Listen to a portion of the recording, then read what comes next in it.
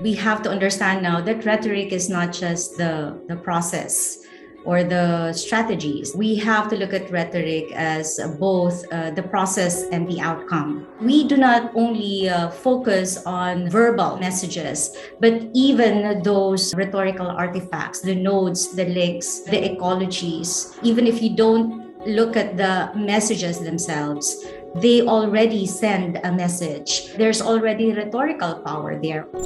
To be persuasive in a particular environment, the language, the stylistic conventions of communication is very different. The grammar of communication is different in YouTube versus on Twitter. So the mastery of those platform vernaculars is in fact contributing to that rhetorical work and how persuasive they can be to their audiences and to the larger community that they belong to in those platforms. So I think that an understanding of how the platform works, what is the native or vernacular culture in the platform is important to consider. The specificity of the platform matters in how the performance of the actors should be analyzed.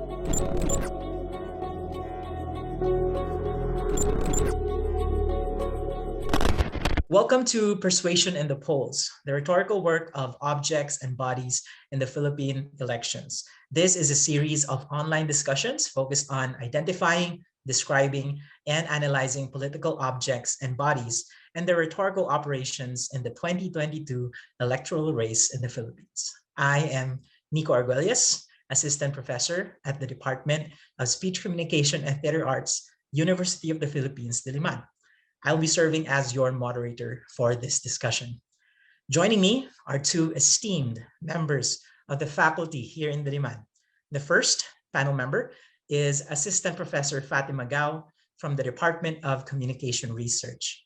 Her work centers on the mediation of platforms, algorithms, and digital technologies in cultural production, politics, and public discourse. Her recent scholarly works involve theorizing algorithmic cultures, problematizing platform governance, and investigating political influencers and social movements in contemporary media environments, which of course includes social media. Our second panelist is Professor Teresa Paula de Luna. Her work centers on rhetoric from classical to contemporary to digital.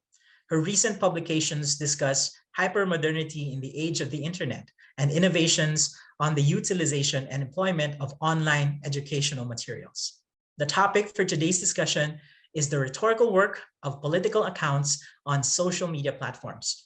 Through this discussion, we hope to surface different perspectives on how social media accounts create and perpetuate political agendas on social media platforms. To start us off is Professor Gao, who is the co-lead of the Digital Public Pulse, a pioneering interdisciplinary big data research that examines the networks, conversations, and interactions of users online about or related to the 2022 Philippine general elections. So the first question for this discussion is for you, Professor Gao.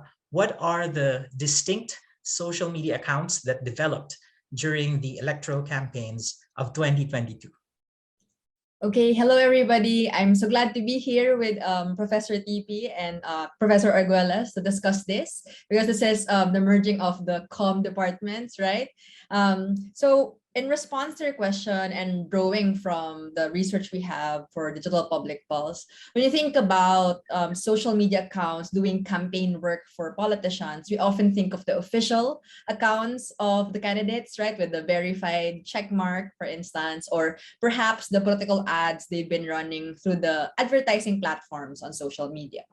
However, in our research, what we find is that we think that the more impactful social media accounts that does political work for these politicians are in fact other kinds of pages, profiles, and accounts that are non-traditional political players in this landscape. And what I want to share with you today are those examples of those political actors that we think are worthy to investigate, especially from the effectiveness of the rhetoric work they perform. So let's begin with these emerging political actors on social media, starting with influencers. So you all know influencers, probably follow influencers influencers in your own social media accounts. So who are these people? Micro celebrities essentially are the other names of influencer in scholarly research because they generate, a notable number of following on their social media account, not as many as your traditional celebrities, but enough to create, a community of followers and fans. And how they perform, their rhetoric work is through the creative performance of the self to build intimate relationship with their audiences. So in our study, influencers and content creators are among the most influential actors in political discourse, especially related to the election, next to news and politicians, based on their page rank and eigenvector centrality. So these are essentially measures of influence in the network. We see their saliency particularly on YouTube and Twitter. And to give you a more concrete, idea of who these influencers are, I want to situate them in the communities where they belong to. For instance, several partisan communities, for instance, for Duterte and Marcos aligned, communities or channels, we have, influencers and joining the conversation. So here we see hyper-partisan channels represented by these influencers or those with extreme bias for Duterte and Marcos. So we have Vicent Tabige and Maharlika here. They are, relatively popular influencers. They have hundreds and thousands of subscribers on YouTube, and in fact has been raking millions of views for their videos in totality. So these influencers are in fact major players in this cluster. So later on we can talk about them further because I want to hear Professor TP's thoughts about this. But they are effectively having this conversation with audiences in behalf of politicians. So not necessarily the politician talking to them.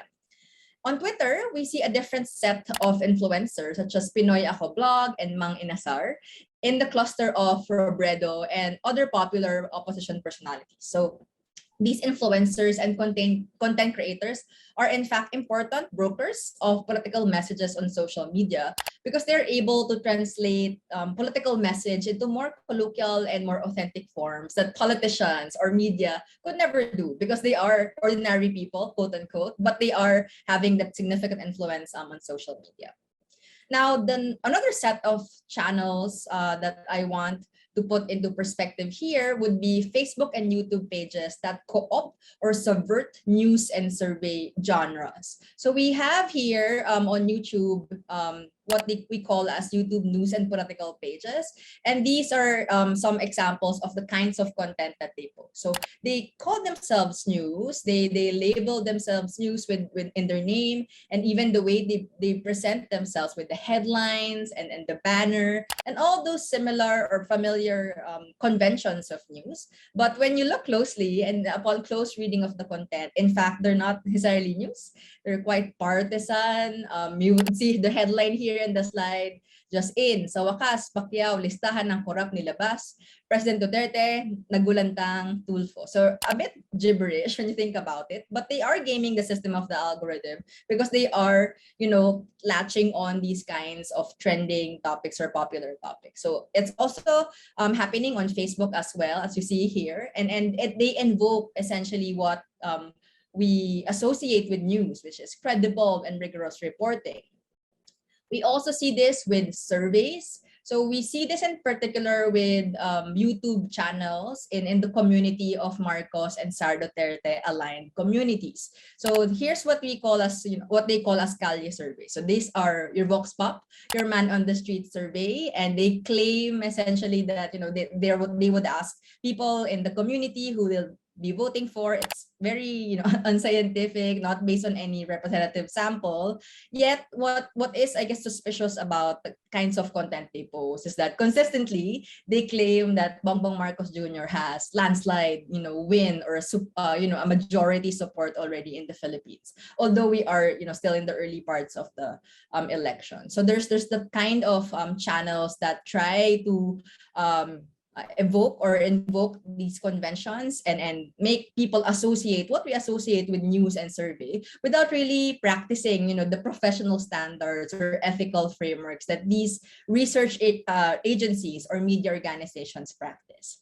And the last one would be what we call as, cloaked accounts. So these are non-political pages, but they are in fact a major source of political content.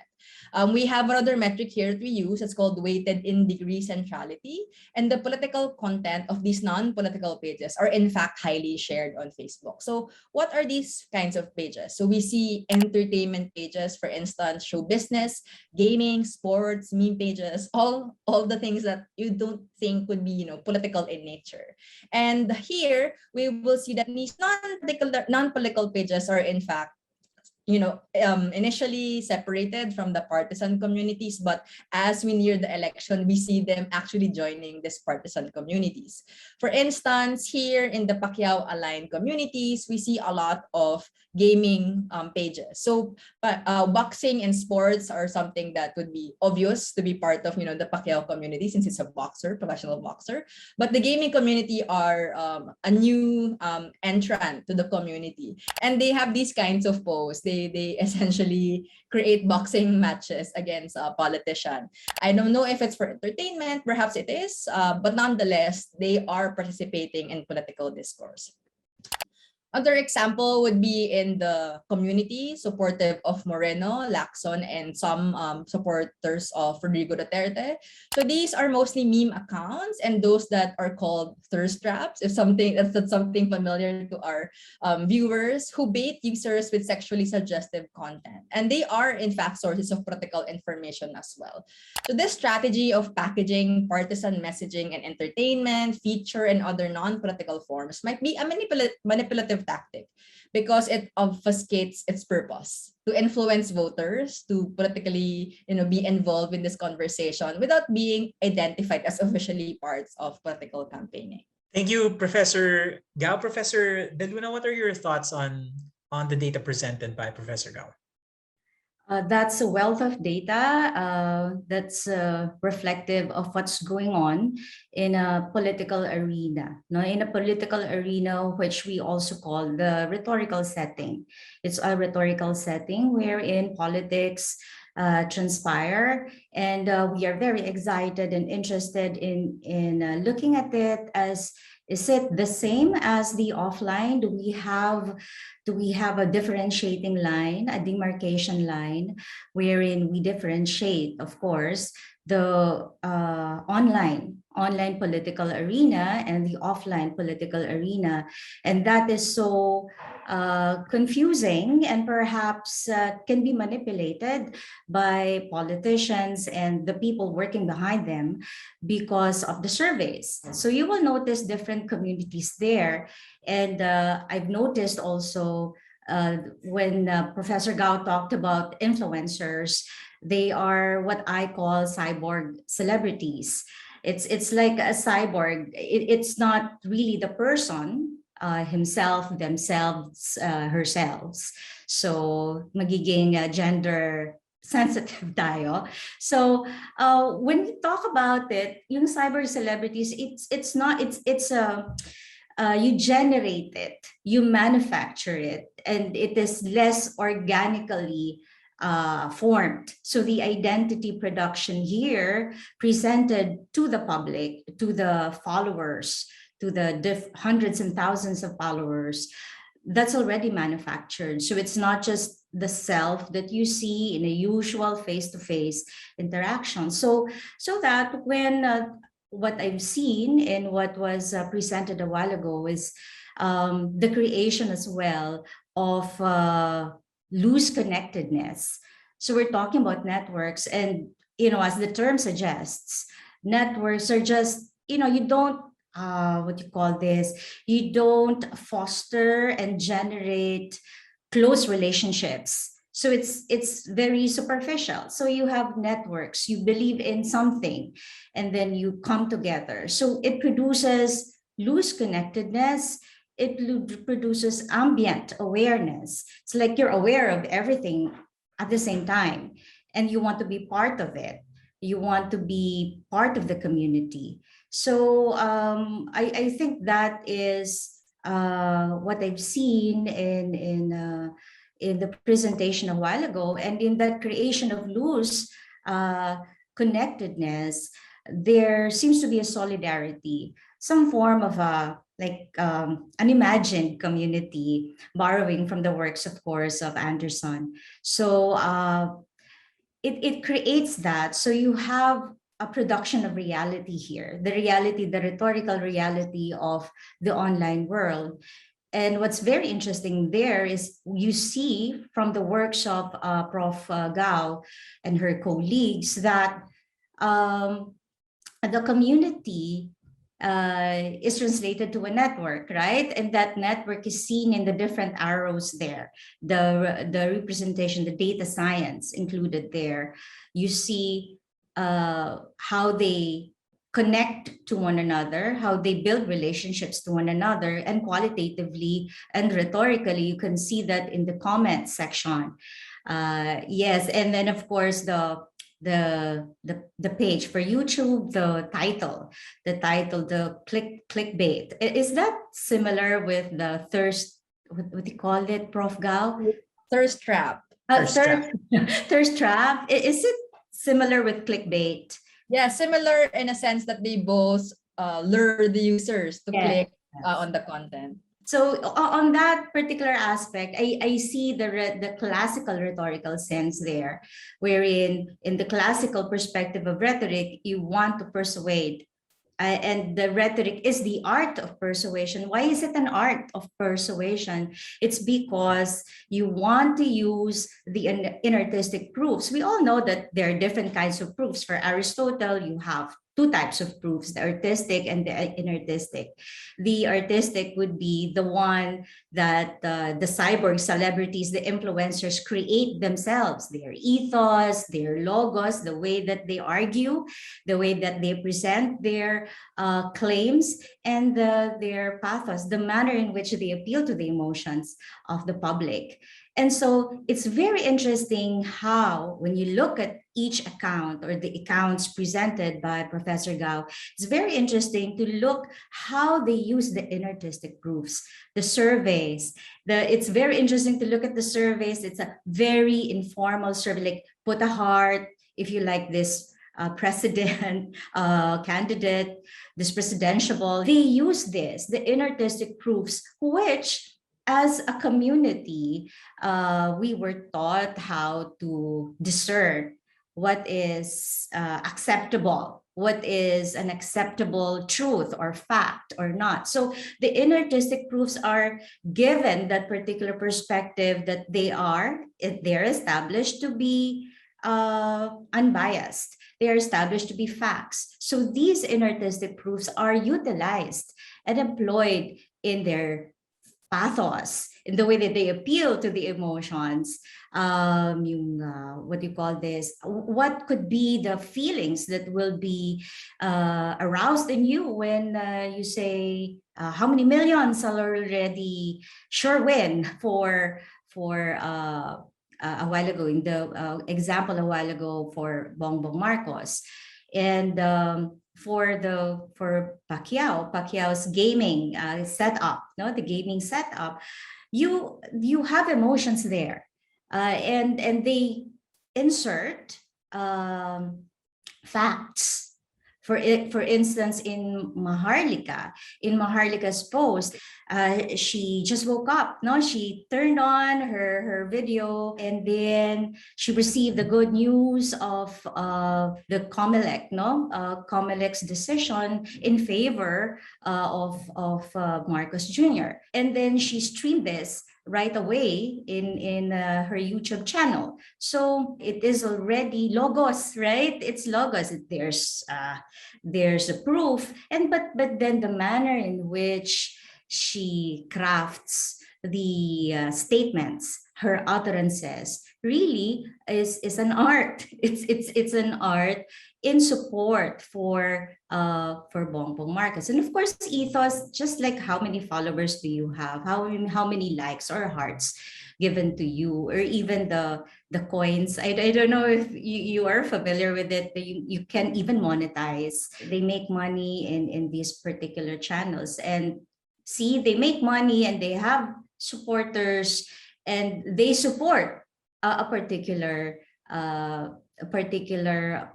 presidential here, a particular candidate. So it's entertainment, it's business, and it's rhetorical. So we have so far set the stage for our discussion. We have been talking about these non-traditional ways of campaigning, using these non-political pages, using celebrities as using political candidates as cyber celebrities. And all of these things, I think, are very much within the realm of our field, which is communication.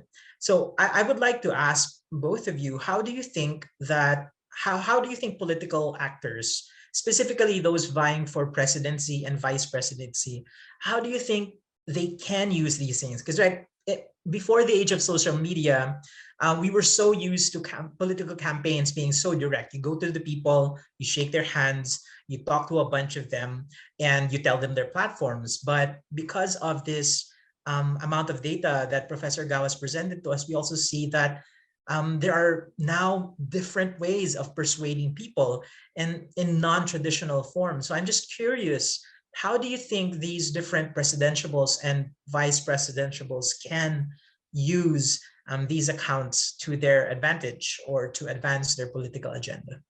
We conceptualize all these political actors as intermediaries or brokers, whatever I guess term we can use. And in Filipino, we use the word tagapamagitan because in reality, the political candidates can really knock on all doors in the Philippines, right? They need people who would speak for them on the ground. So that's the barangay captains, their community leaders, and they have alliances with national parties, with national candidates.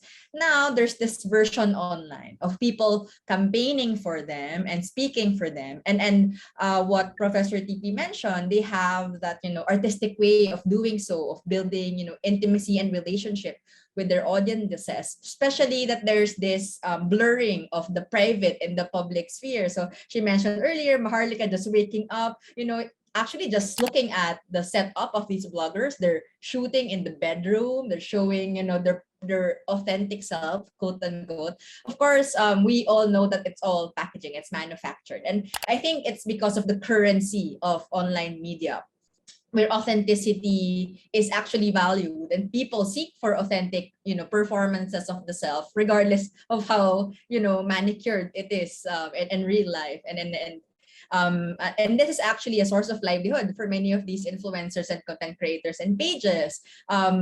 You mentioned earlier that there's direct monetization on YouTube. That's true. People can donate, quote unquote, financially to the YouTubers. And in fact, there's a lot of OFWs contributing, for example, to Maharlika, and contributing dollars and then other currencies out there. So they are benefiting from that. But there are a lot of intransparent transactions as well that's happening on the back end. Of course, brand sponsorship is there when looking at corporate partnership. So it can be another strategy in the political realm of having this partnership of promoting for them. But we don't know exactly who's organic, in the sense that the real supporters, who's paid for. So I think that's the biggest problem or biggest difficulty in analyzing all these new actors, because the transactions of whether or not they're part of the official campaign or they're actually community-led or citizen-led is unclear. So in response to your question, I think the candidates are already using a lot of these influencers even before 2022, 2019 midterms, 2016 with Duterte, for instance. That's already it's already happening. But now there's this strategic convergence between actually hiring these people who perform the more authentic campaigning for them, and then that would lure people or invite people in to be part of this movement. So it's a chicken and egg problem. We don't know exactly who's organic or who's paid for, but what I see is that perhaps we can never know, and it's the nature of contemporary political discourse. I agree. I agree with Professor Gao. We will not know what's organic, what's paid for, like the trolls. So we are familiar now with trolls. You can imagine like 10 years ago. 10 years ago, trolls would have a different meaning for people. But nowadays, when you instantly people will think about, oh, it's the social media trolls that we are referring to. So I think with regard to your question, Prof. Arguelles, what the politicians can do, given that it's already in place. All the social media platforms, they're already there. The influencers are already there. It's a social media manager. So that's also an emerging or has emerged already profession. You can see via ads that people look for social media managers to manage their identity or identities online. So even that, your identity itself is rhetorical. So when we hire, or if there is a good social media manager, that the social media manager or managers can consolidate the online actions going for and against the candidate. According to Markham, she studied the internet as a research site. If first people would look at it as a tool. Some people would use it as a tool just for emails, for connecting. And then it has become a place, cultural spaces wherein we could communicate with one another. And eventually it becomes a way of being wherein we practically live in the metaverse. So borrowing from Zuckerberg's metaverse. So you live there already. So there is it's true, and it has happened based on preliminary research that if people see these spaces, they tend to gravitate towards these spaces because first they want to be entertained. And then finally, after being entertained, they can't stop anymore. There's this behavior in psychology, they call it the flow.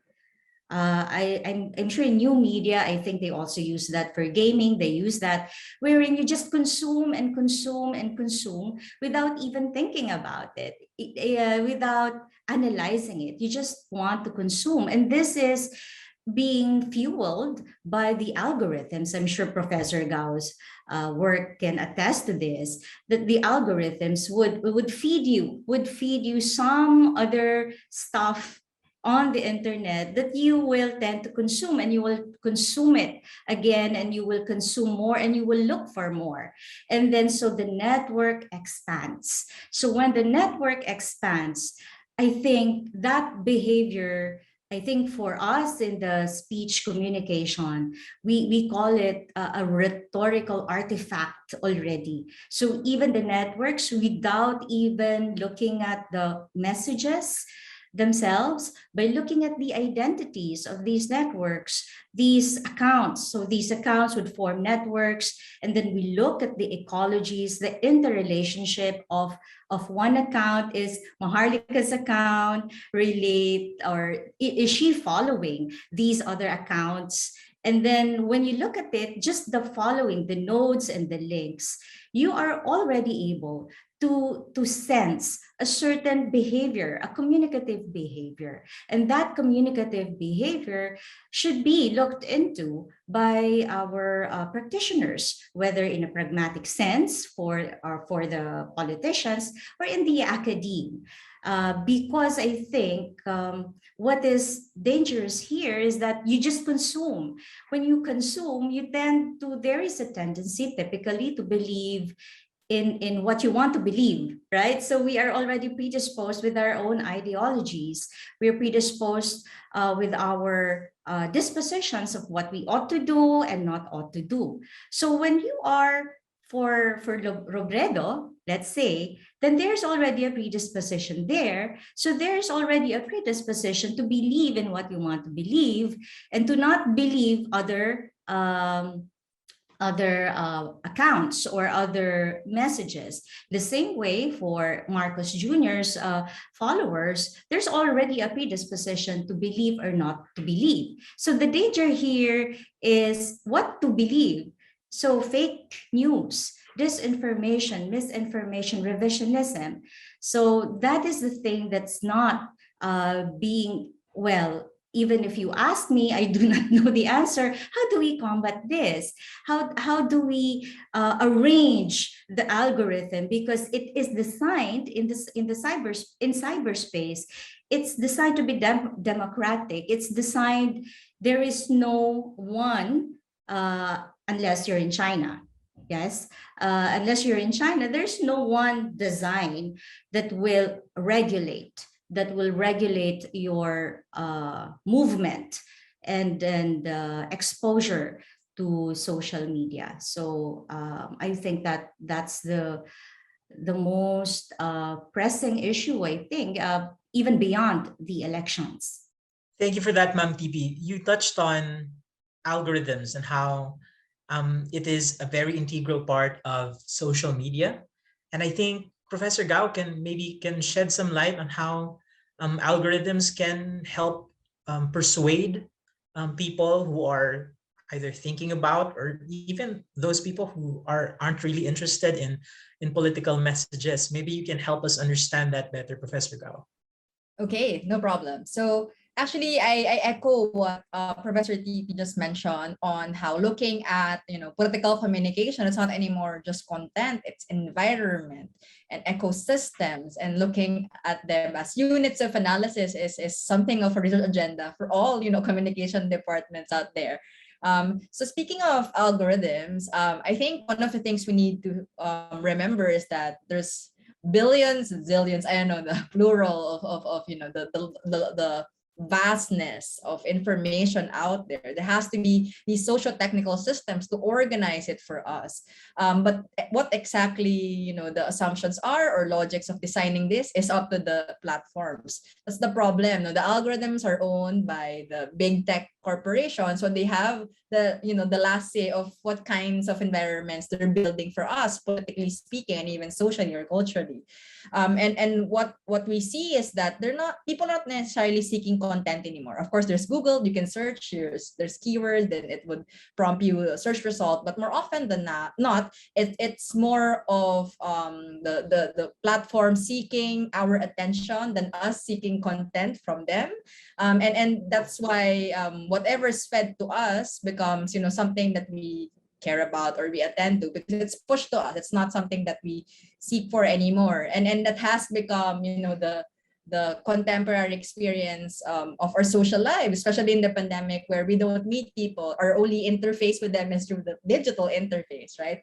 And the algorithm organizes that. A lot of studies about algorithms already emphasize homophilic behavior among individuals, meaning they tend to talk to like-minded people, they join like-minded community, and that's, I think, part of human psychology. You don't want contrarian messages in your feed, because it would just anger you, or you don't want to be pissed off, for instance. And that's the normal, not normal, but it's a tendency of humans to do. What algorithms do is amplify that further by pushing you away from the center, the mainstream discussion, to the more fringe communities, or the communities that are more niche. Because ultimately, if the algorithm feels or thinks, of course we are attaching agency to the machine somehow, of, hey, you are spending more time by being in this more extremist or hyper-partisan community, then that's better for me. I don't care what the political implication will be, as long as you spend more time, I get more data from you. It's very capitalistic and neoliberal, and that's what the incentives of the platforms what their incentives are in designing this algorithm. So ultimately, it's flawed. And if you remember a few months ago, Frances Haugen, whistleblower from who was part of the Facebook team before, she said that there's ultimately, the problem ultimately is in the algorithm, and then the solution is for the algorithm to it's not necessarily push you content that already interests you. Perhaps it's about having those interventions already in place, perhaps prioritizing mainstream media and the newsfeed. There are a lot of solutions in place, but the political will to do that is quite difficult. And I guess in connection with the election, how politicians are leveraging that reality that algorithms function this way is for them to create those ecosystems and communities. And what they do is essentially build a meta narrative. So one lie is presented to you, well, perhaps it's shady, it's suspicious, I'm not convinced. But once you're fed with, lie after lie, you tend to believe these kinds of reality. And, whatever opposite information or contrary information is presented to you, it's not anymore something you're open to believe, because you've been fed with this lies and disinformation. And this is exactly what's going on, at least from my perspective, from my previous work on the campaign of Bongbong Marcos Jr., because this historical revisionist narratives, these ideas about their family being the victim of a big conspiracy, covering up that the martial law era is a progressive era, all of those things that we know and we hear on social media, it's been happening since 2016. So the election has been ongoing, or the seeds at least of the election campaigning is there, and when it's only in 2021 2022 when it's really activated. So it's not a surprise that even if Marcos Jr. doesn't spend at all on social media, these algorithmic communities are already there, and it's just a matter of activating them. We're thinking about social media as kind of a polarizing agent. I sensed earlier that you had this hesitance of assigning agency to algorithms and computers, but essentially that's what's happening, right? So these different social media platforms are becoming, or have already become, polarizing agents for people, such that if you believe in one ideology, you just sort of go to as many different groups that share the same ideology, and basically you're being fed the same things that you really wanted to see. The echo chamber metaphor has been thrown around recently to describe that.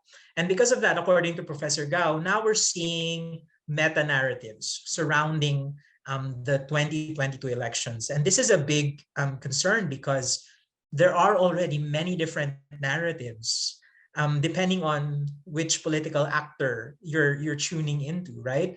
We have Leni Robredo, who has her own background, right? Who decided to run independently, but she is still technically part of her previous party. Then you have Bongbong Marcos, who, according to Professor Gao, right, and Professor De Luna a while ago,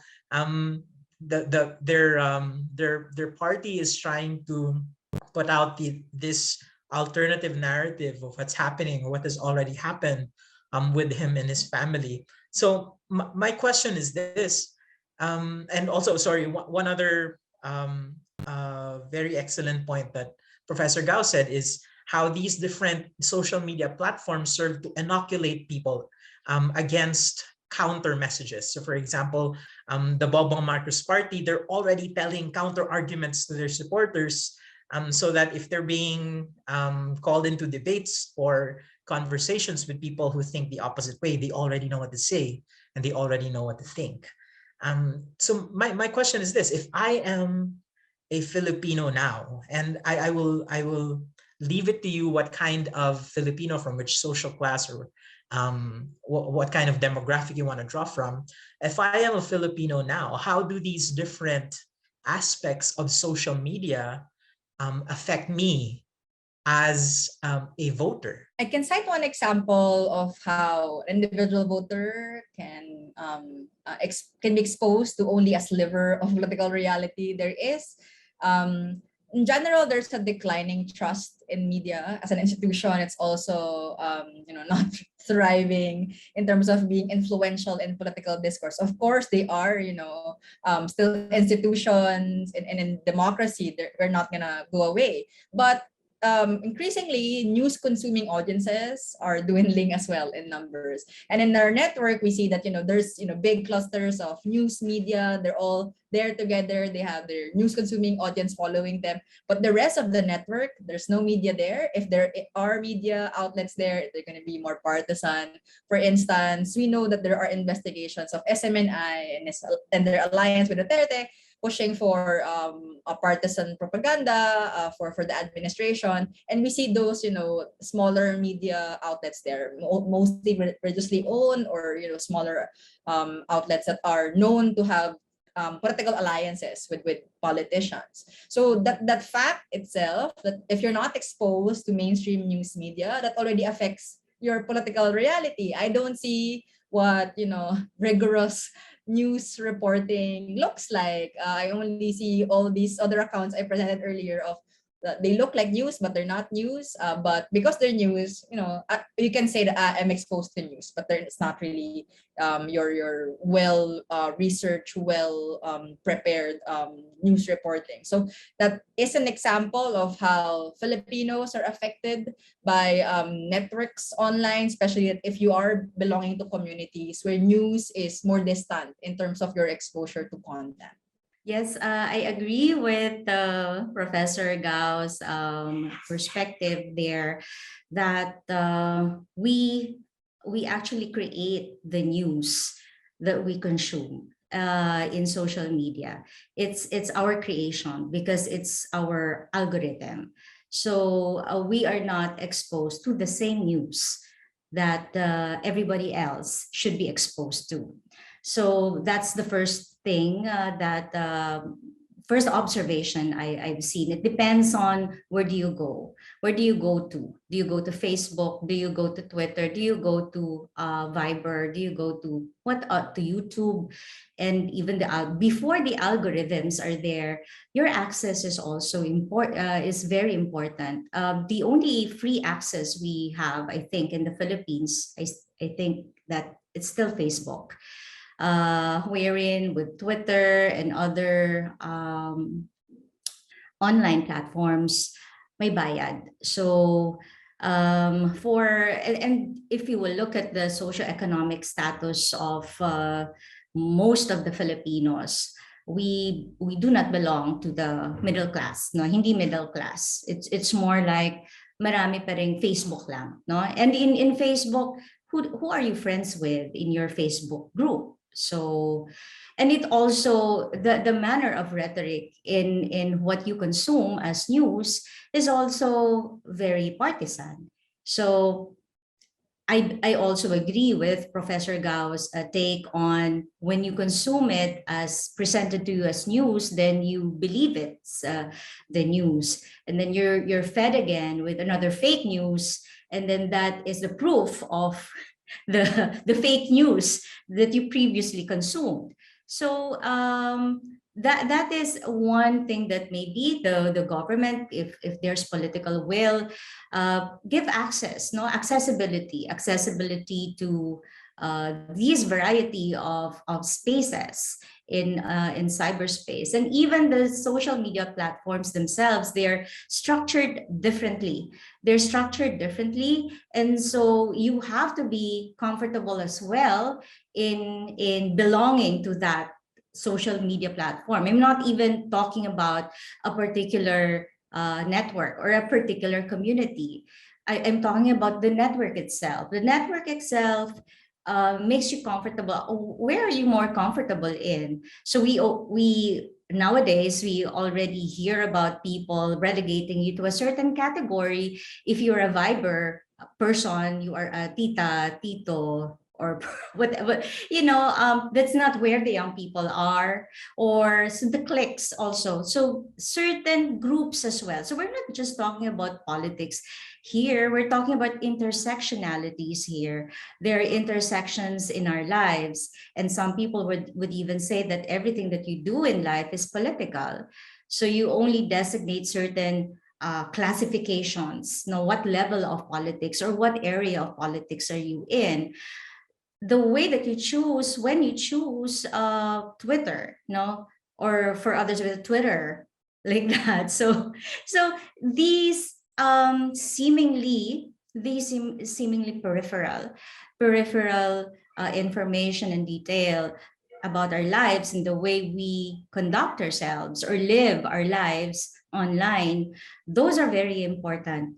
So so therefore, I think what we can do here in terms of, how do I now vote wisely? So since we were in kindergarten, we were already taught to vote wisely. But as we go along in life, and as we stay in the social media or cyberspace or the virtual world, these ideologies change. So basically, I think these ideologies should be the one of the fundamental areas that can be focused on in terms of giving us complete set of information, because information is never, for me, at least for me, information, data, or whatever it is that seemed to be objective are not objective at all. So even the manner we conduct our research is subjected to our positionalities. So our objectivities, the way that we present our objectivities, the way that we do it rhetorically, is always subjective. So the objective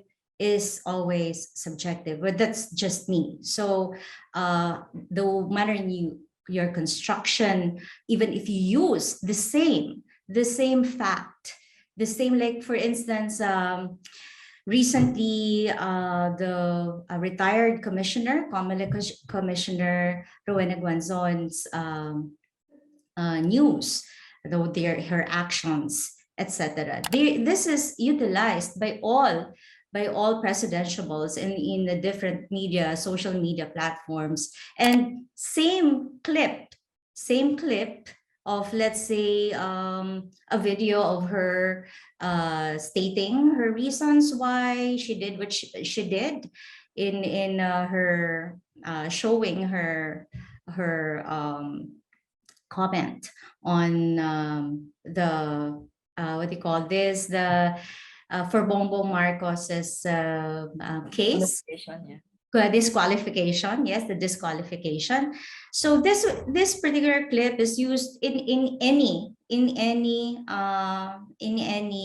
political actor, political actors, social media platforms. So it's used, but used differently. So there is that art of persuasion now, which we seem to be like, okay, we're in the contemporary times. It's big rhetoric. It's epistemological. It's hermeneutical, etc., etc. But hindi naman ito na iintindihan, at kahit ako, ang boring, right? So what do I want as a voter? Something that I can understand, something that I can relate to, something that makes me feel good. So these are your basic artistic proofs. And so if you move away from that, I don't think you will get votes. You will get hatred, you will get bashing, you will get that. And that's what I call the 7 deadly sins. The 7 deadly sins are very much effective in baiting, what do you call this, people to look at you, to look at your content. So when you look at the contents of the variety of presidentiables, you will notice, like for Marcos, it's more like repetitiveness, right? So it's repetition. So for instance, in one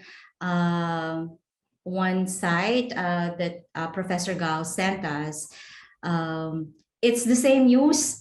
So for like 11 minutes, for 11 minutes, the same news, the same statement, with, of course, a multi-model presentation of Bongbong Marcos smiling and Sara Duterte taking selfies with people. So it creates, we're looking at the web text now. We're not looking at just one statement, just one utterance. We're looking at the photo, at the same time listening to the utterance, and it's all going on at the same time. So that would lead me towards voting for someone that I could relate to, that would echo my thoughts. And we're not saying that the thoughts of our kababayans, if you do not agree with their candidate, their choice of candidate, are not valid. They are valid.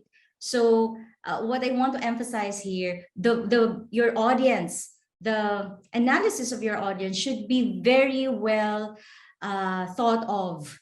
It's not just a reaction towards our own biases. So when we look at why do they have thousands and hundreds and thousands of followers for one particular candidate? Why is there revisionism? Why do they believe in such things? So it's not just about algorithm, it's not just about social media, it's about their deepest experience of existence.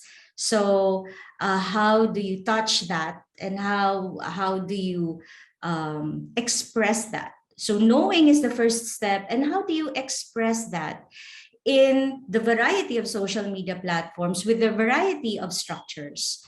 How will you express that and reflect that in your platforms, so that this can be really received by the public, the networked publics, positively?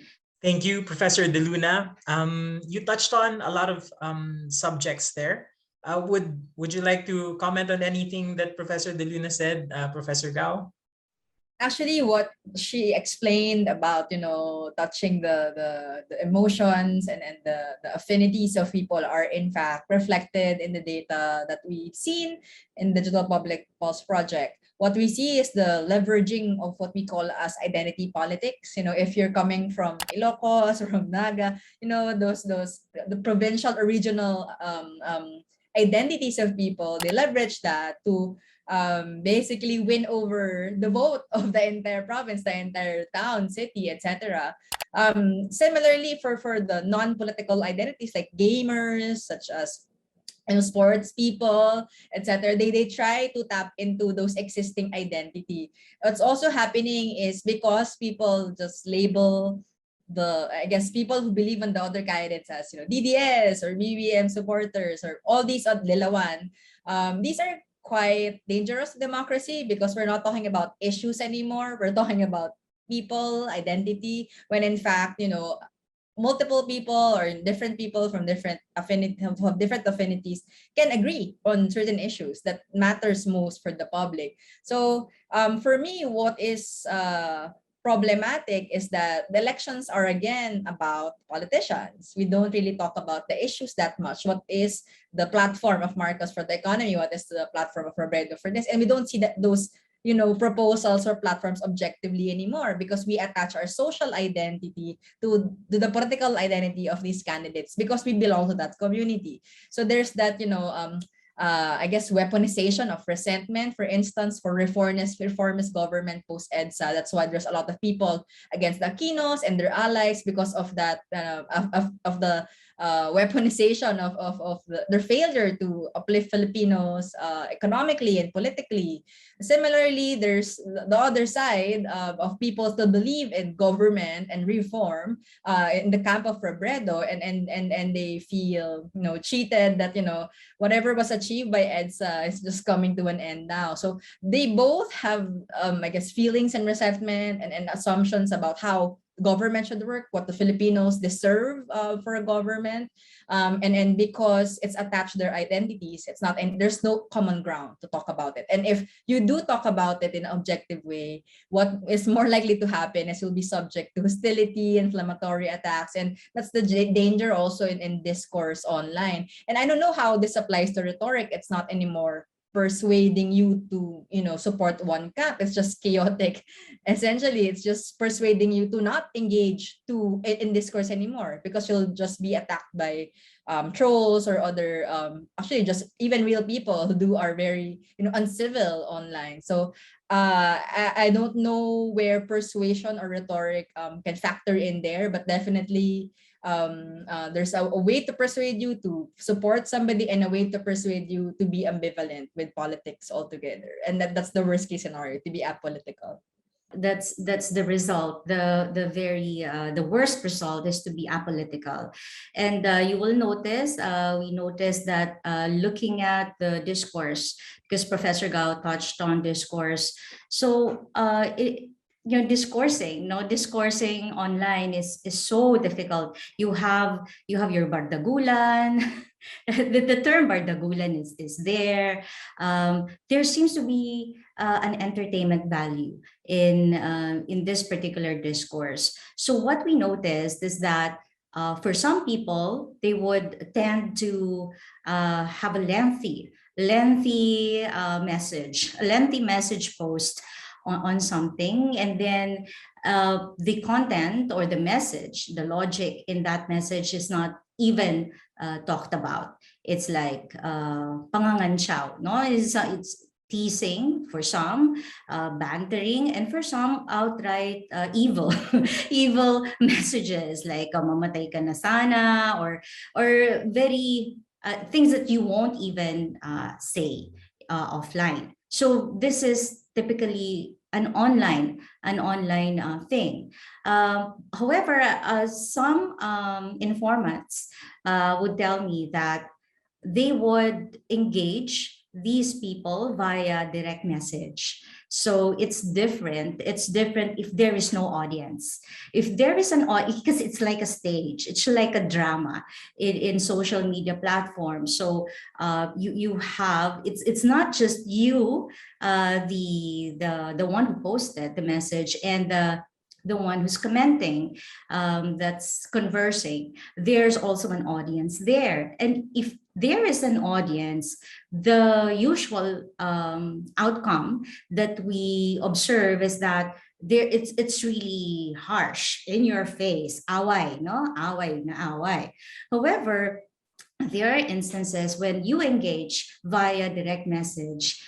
According to some of my informants, that's when they are more calm, and they tend to, okay, let's engage in a, you know, in a calmer discussion, exchange of ideas and thoughts, and exchange of links. It's not just the exchange of ideas, but an exchange of links. It's very exciting to look at it, maybe in a rhetorical examination of looking at the exchange of links. So you even compare the links that they exchange, but you're looking at an interpersonal communication set up here, wherein two people engage in dialectics, right? Engage in dialectics, and then they're sending links to one another. It's like a game. It's like a video game wherein one side and the other side, and then they're using rhetoric.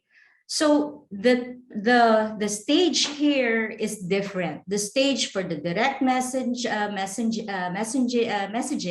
is different from when you have an audience, and it's like it's also in a public, like a public account. It's also different if you're in your account, and it's also different if you're commenting in for instance, an institution's account. For instance, like Inquirer, there's a post there, right? So Inquirer is supposedly legit, no, a legit social media account that would provide us news and facts. So the comments there are very interesting as well. So you will notice that it's more like not just a banter, but a competition. It's not a banter anymore. It becomes a competition. So it's a stage of competition. There's an audience, you perform, and yet you may act differently if you engage one-on-one in like a messenger, let's say. So we're nearing the end of our discussion, but before that, let me just try and summarize what we've discussed so far, and then I will ask you for your final words for our audience members, those who will be listening to this discussion. So far, we have discussed how social media accounts, whether they are initially really intended or whether they are upfront political accounts or seemingly non-political accounts used for political purposes, we see how these different accounts are able to influence the perceptions of voters towards the different candidates, especially the presidential and vice presidential candidates. We have seen how when in the past, traditional modes of campaigning are very effective. Now we're looking at non-traditional forms, right? And using non-political pages as means of infiltrating different circles in society. Professor De Luna said a while ago that it's really not just about politics anymore. It's more of intersectionalities. And I think that's something that we can clearly see. According to Professor Gao a while ago, not only do we see political messages in politically informed or upfront political pages, but in non-political pages as well, such as gaming pages. And she also emphasized how the different identities that we have are so prominent now, and they're so influential in how we are persuaded and how we persuade others to consume the same content that we have. She made a very good point a while ago about how the elections, it's not really about the platforms anymore, but the personalities and the identities of those who are involved in these conversations. These political actors have become not just candidates, but celebrities in a way that people are talking about them. One of the last things that Professor De Luna said a while ago was how these people are persuaded through drama.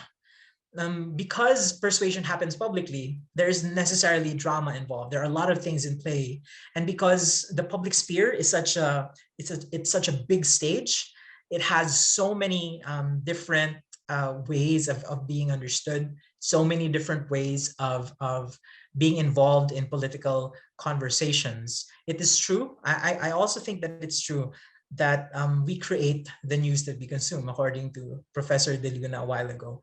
And this is because there is a general distrust in media, which Professor Gao said also, right? Because we distrust media, now what happens is we just continue to consume the things that we like consuming, and it all wraps around politics and identities. So now, towards the end of the discussion, I want to ask this. When we talk about social media and politics, there seem to be a lot of things going around. There are a lot of things happening. And in order for us to make sense of this, we have to focus on one aspect more than the others. And so my question to you is, what should we take away from the rhetorical work of political accounts?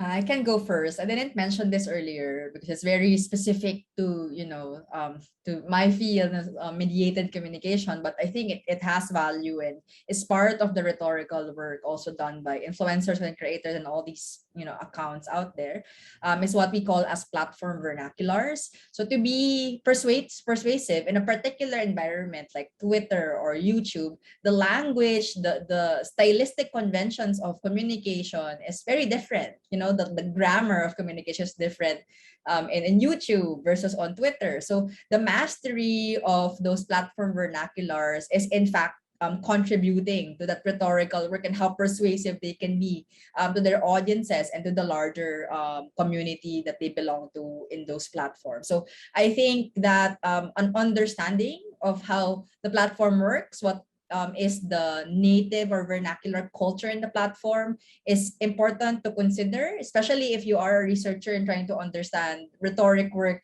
in specific spaces. The specificity of the platform matters in how the performance of the interlocutor or the actors should be analyzed. So I think that's one thing I want to leave with our viewers, especially students, researchers, academic, something to pursue as a future research agenda for you. For me, I think for the people who are interested in rhetoric, we have to understand now that rhetoric is not just the process or the strategies, the rhetorical strategies. We have to look at rhetoric as both the process and the outcome. So when we take a look at the process, just like what Professor Gao was talking about, the media, the vernacular media platform, we are looking at it as a process, but it's also an outcome. So the process itself is also an outcome. So that's what I want to impress on students, especially students of rhetoric, that we do not only focus on utterances, on verbal messages, but even those rhetorical artifacts, the nodes, the links, the ecologies. Even if you don't look at the messages themselves, they already send a message. There's already a message there. There's already rhetorical power there or persuasive power there.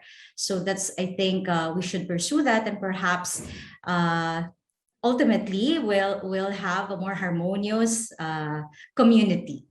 Thank you very much to our panelists, Assistant Professor Fatima Gao and Professor Tipe De Luna, for sharing their valuable insights. You can catch the other episodes of Persuasion and the Polls on the website, Facebook page, and YouTube channel of the Department of Speech Communication and Theater Arts. You may also like, share, and comment on this video. We would like to thank the UP Diliman Office for initiatives in the culture and the arts, and the UP DSCTA for supporting this project. Thank you very much for watching.